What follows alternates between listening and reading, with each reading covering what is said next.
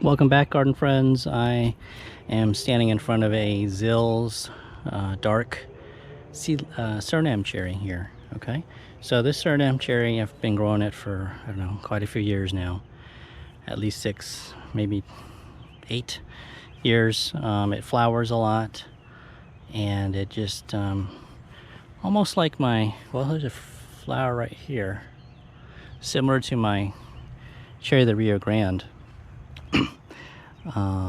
It just doesn't want to hold fruit, so we are in the process of changing this over to a multi-grafted surinam cherry tree. So I got a hold of some Chamba wood, very desirable surinam cherry, and I've grafted it onto here in a few different spots. I've left other branches intact because I'm going to put some vermilion, maybe Lolita, and some others. I'm on a surinam cherry collecting phase right now, so we're going to try to collect as many as I can, and then we'll sample them, and then just go with whatever is the best and maybe propagate those. Also on this tree I put it's called a Westree 369. This is also supposed to be a really good variety, and I've got that growing now too. So this is the Westree, and here's a Westree growing here. The new growth comes out mostly green on the Westree, and the Chamba has nice deep maroonish color. So this is what's going on here. I have this tree. It may be a little frightened now, and it might be trying to hold some fruit because I'm starting to behead most of it. So I see a fruit holding there, possibly. And then there's this one here. There may be a couple others, but I've got other wood coming, and we're gonna just graft over the rest of this. I may let some of the other branches hold some of the fruit first, just to see if it's any good. It's supposed to be Zill's dark, which is a good fruit, but might as well just start grafting other varieties on there that are not from seed, that are true, so I know what's going on with the lineage of the tree and fruit. Next to this here, I do have pitangatuba. I sold my biggest one, but this one is pretty prolific.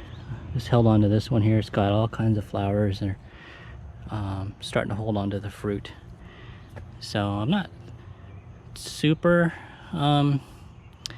enthusiastic about this fruit. It's okay. I don't know, maybe I have a few other seedlings growing. Maybe I'm gonna try to wait and see which one's got the best flavor, maybe the least tart, because these are pretty sour, and I'll hold on to the best one and maybe propagate that one.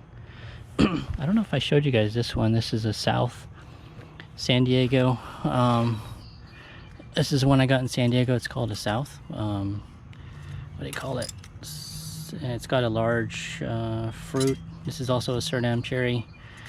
And this one here is a Pacheco Red. So I've got high hopes for these two also.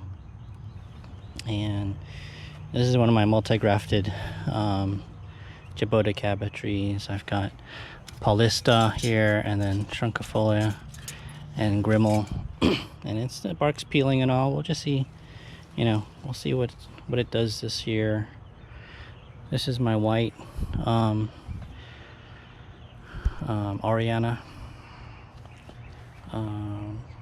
Jabuticaba, and earlier I was peeling off all the bark. There was a bunch of bark that was peeling on this thing, like right here, but there was big flakes. So you can see right here some of the big flakes that I was peeling off. But I was trying to be real careful because there's a lot of flower buds that are forming again. This is gonna want a fruit, so I'll show you some of the flower buds right here. You can see them. And then right next to it is my blue Jabuticaba. It's I don't know, nearly 6 feet tall, I guess, probably at least 6 feet tall now in its pot. Over here with these pretty leaves, giant leaves, it's a jambolan. or also called dew hot. This is a special variety. It's got it's a lavender fruited variety, also called Java plum. And these things really want to get big. I just pulled this out of the greenhouse and had a bunch of scale on it, and I was working on picking off all the scale. I think I got it all off now. So there's this one. I do have the regular jambolan right here. This one's going on, I don't know, 8 feet tall. This is the one I've had for many years too. These are both grafted, by the way. I grafted both of these. That lavender colored one and this regular one. You can see the difference in the leaves though. This is more of a pointy long leaf, and the other one over here has got this kind of rounded, it's actually got even a thicker kind of leaf to it, almost like a garcinia, but it's not. What else we got here? This is my bacupari. The names have changed a whole lot. This is bacupari, Garcinia laterifolia. So it's pretty big too. I've had this a long time. It's not grafted, but it's probably at least fruiting size. But with Garcinias and all that, they take forever. So I'm just trying to be patient, you know, and just enjoy the foliage on it. Pretty thick, glossy leaves. Dark green. You can see it right here where when they first come out, they're like a real pale kind of I don't know, peachy colored.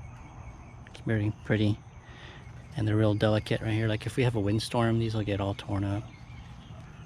So that's what's going on this side so far. This is a really rare one. This is the variegated sabra. So a lot of people have are starting to get these. They really want to get these. They're really desirable. But most people who have them they have the really small ones. But I've managed to get this one growing, and it's pretty sizable now. So I'm happy with the growth. You got to be real careful with this. I'm trying not to put it in direct sunlight. I've got it kind of in like some dappled shade. So we're letting this one grow out, and I'm just happy to have this in my collection. See, it's got this kind of pinkish growth right here, real pretty. It's got the pinkish growth, so we'll let that grow out and just enjoy it. I've got this right next to it, this Sapucaia. This is supposed to be a seedless fruit, seedless Jabuticaba, or it's supposed to have aborted seeds usually. Mine wants to grow out kind of laterally. There's no like central leader to it or anything. It's starting to grow and get some good size to it, but it's got these pretty leaves. They're kind of a lightish, really light green. Come out kind of like this color when they first come out. So I'm enjoying these two trees. Right over here. Oh, this is the grafted Australian apricot.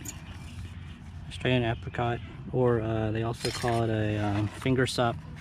So I did a double graft on it here, and it's, you know, it took forever to get going. Now it's starting to get size to it. I'm just trying to keep a good eye on it, because scale really wants to get on this thing too.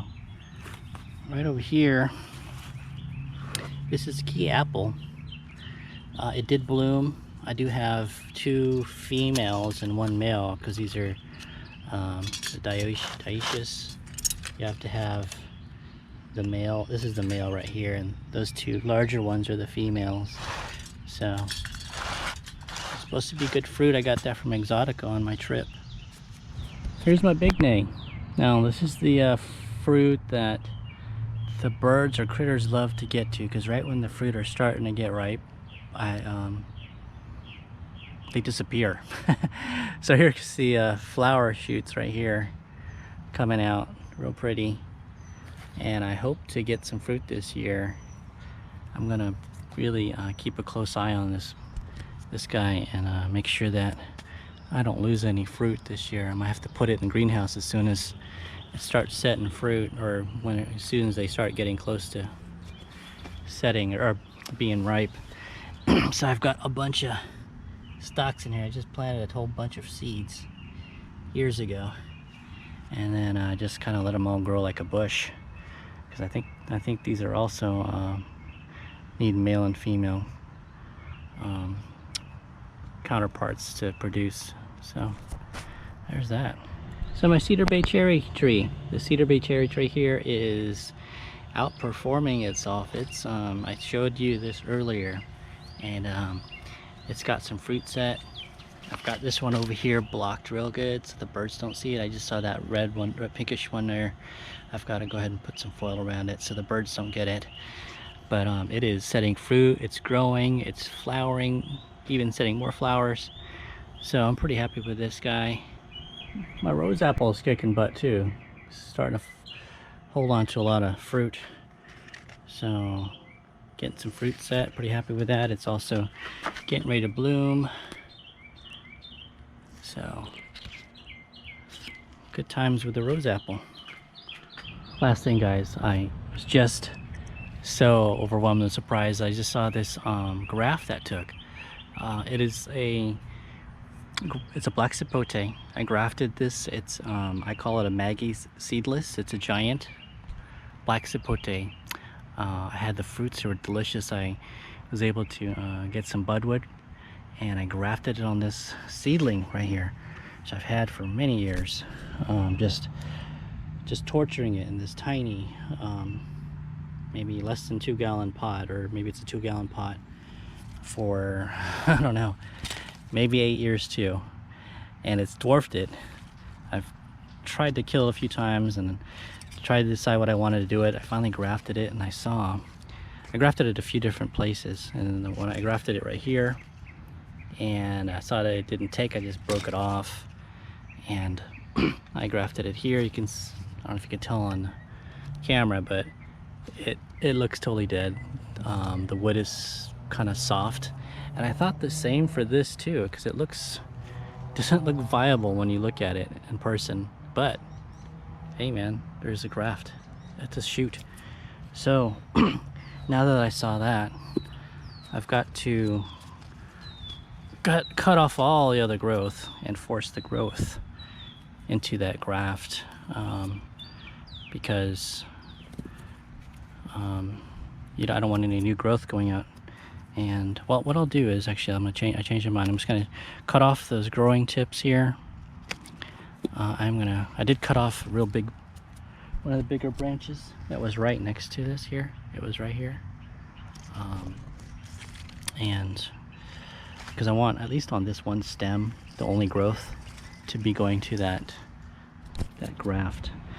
This is a bunch of new growth here that it's growing. I don't want that to grow, so I'm just gonna cut this off, and we'll pinch off. There's some buds trying to form here. I'm gonna pinch that off.